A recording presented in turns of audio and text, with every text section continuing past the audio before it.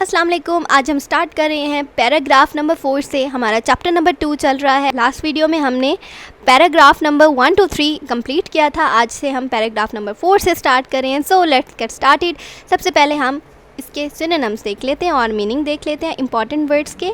इन rapid succession, तेज़ी से एक के बाद एक, quickly one after another, with holding रोक लेना, ना देना, रिफ्यूज़ करना, कैश बैलेंस नकदी रकम, फंड्स, इंस्टीट्यूशन आगाज़, नफाद, एस्टैब्लिशमेंट, इकनॉमिक ब्लॉकेज, माशी नाकाबंदी, trade embargo, economic restrictions.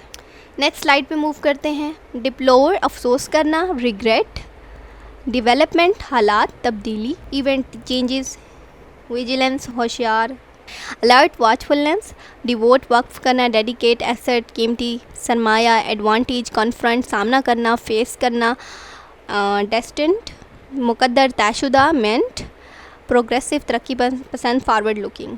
They are following in rapid succession other difficulties such as withholding by India of our cash balance, of our share of military equipment, and lately the institution of an almost complete economic blockage of your province. फिर जल्द ही दीगर मुश्किलात के बाद सामने आई कुछ और, जैसे कि भारत की जानिब से हमारी माली ज़खायर रोक लेना, हमारे फ़ौजी साजो सामान में से हिस्सा ना देना और हाल ही में आपके सूबे का तकरीबन मुकम्मल मुआशी मुहासरा करना। I have no doubt that all right thinking man in the Indian dominant deplore these happening, and I am sure the attitude of the mind that has been responsible from them all will change, but it is essential that you will should take note of these developments. मुझे कोई शक नहीं कि भारतीय रियासत में तमाम नेक नीयत अफराद उन वाक़यात की मज़म्मत करते हैं, और मुझे यकीन है कि वो जहनीत जो उनकी ज़िम्मेदार है वो भी तब्दील हो जाएगी। But it is essential to that you should take note of this development, लेकिन ये ज़रूरी है कि आप उन हालात का नोटिस लें। They are stressed the importance of continued vigilance on our part. Your main occupation should be in fairness to yourself, in fairness to your parents, and indeed in fairness to the state to devote your attention solely to your studies. ये हमें मुसलसल चुकाना रहने की अहमियत बताते हैं। आपकी असल तवज्जो आपके साथ इंसाफ करते हुए, आपके वालिदैन के साथ इंसाफ करते हुए और रियासत के साथ इंसाफ करते हुए सिर्फ अपनी तालीम पर मरकूज़ रखें। It is thus only that you can equip yourself for the battle of the life that lies ahead of you. सिर्फ इस तरीके से आप खुद को अपनी ज़िंदगी की जंग के लिए तैयार कर सकते हैं जो आपके आगे है। And only thus you will be an asset and sort of strength and of pride to your state. सिर्फ इसी सूरत में आप अपनी रियासत के लिए एक असासा, ताकत का ज़रिया और फ़ख्र बन सकते हैं। Only thus you can assist it in solving the great social and economic problems that confront it and enable it to reach its destiny goal among the most progressive and strongest nations of the world. सिर्फ इसी तरीके से आप रियासत को उन अजीम समाजी और मुआशी मसाइल को हल करने में मदद दे सकते हैं, और जो आपको दरपेश हैं, आप अपनी दुनिया की सबसे तरक्की याफ्ता और ताकतवर कौमों में शामिल होने के लिए एक मकाम तक पहुंच सकते हैं। My young friends, I would therefore like to tell you a few points about which you should be vigilant and beware. मेरे नौजवान दोस्तों, मैं आपको चंद बातें बताना चाहता हूँ कि जिनके बारे में आपको चौकन्ना और मुहतात रहना चाहिए।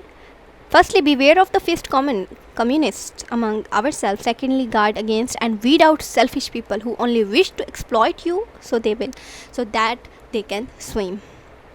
सबसे पहले हमारे दरमियान मौजूद गद्दार अनासिर से होशियार रहें। दूसरी बात, उन खुदगर्ज लोगों से बचें जो उनका सफाया करें, जो सिर्फ आपका फ़ायदा उठाना चाहते हैं ताकि वो खुद फ़ायदा उठा सकें।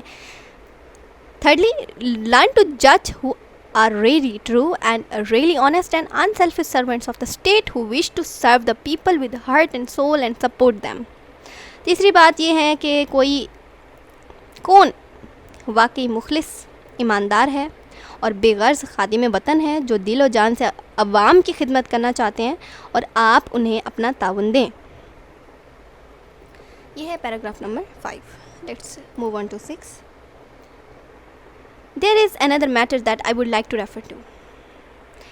एक और बात है जिसका मैं जिक्र करना चाहता हूँ। My young friends here there too, you have been following the rut. मेरे नौजवान दोस्तों, अब तक मैं आप एक पुरानी रवायती डिग्री पर चलते आ रहे हैं। You get your degrees and when you are thrown out of the university in thousands, all of you think and hanker for is government service. आप अपनी डिग्रियां हासिल करते हैं और हज़ारों की तादाद में यूनिवर्सिटी से फारिग होते हैं, तो वो आपकी सारी ख्वाहिश और सोच सिर्फ सरकारी मुलाजमत के गिर्द घूमती है.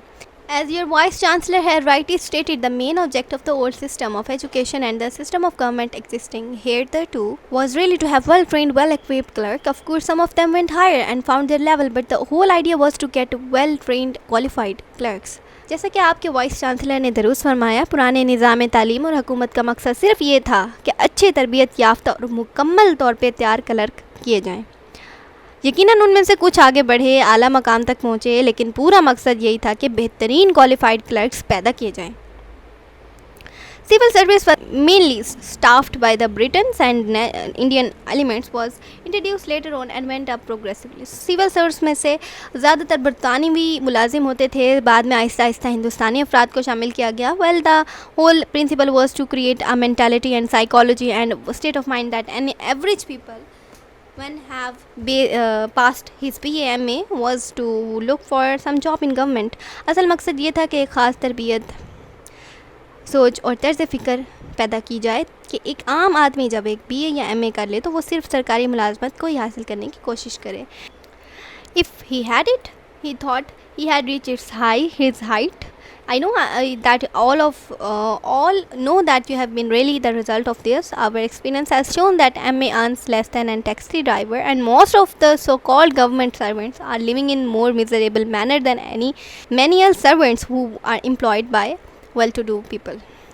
अगर सरकारी मुलाजमत मिल जाए तो वो समझता था कि वो अपनी कामयाबी के इंतहा तक पहुंच गया है. मैं जानता हूं कि आप सब भी यही जानते हैं कि इसका असल नतीजा क्या निकला. हमारा तजर्बा ये ज़ाहिर करता है कि MA पास शख्स की आमदन एक टैक्सी ड्राइवर से भी कम होती है, और ज़्यादातर सरकारी मुलाजमीन उनकी कम तर नौकरों से भी बदतरीन ज़िंदगी गुजार रहे हैं जो कि किसी अमीर आदमी के यहाँ काम करते हैं. ये था पैराग्राफ नंबर 6. आई होप आज आपको लेसन समझ आ गया होगा. कल हम पैराग्राफ नंबर 7 करेंगे, फिर हमारा चैप्टर एंड हो जाएगा. आई होप आपको आज की वीडियो अच्छी लगी होगी. अगर अच्छी लगी है तो please like and subscribe. I will see you soon in my next video.